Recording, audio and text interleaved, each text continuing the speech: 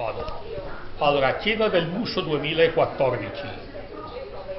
E ancora una volta Zarathustra riprese a parlare. «O miei nuovi amici», esclamò, «voi straordinari, voi uomini superiori, come mi piacete ora da che siete ridiventati allegri.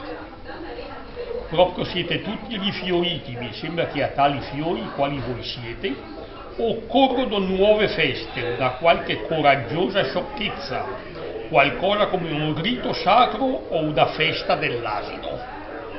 Qualche gaio pazzo Zarathustra, un vento impetuoso che soffi e rischiari le vostre anime.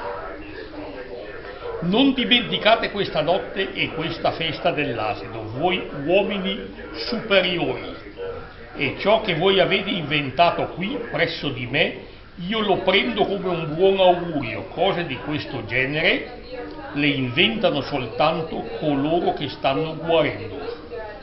E festeggiatela ancora questa festa dell'asino, fatelo per voi e fatelo anche per me e in memoria di me.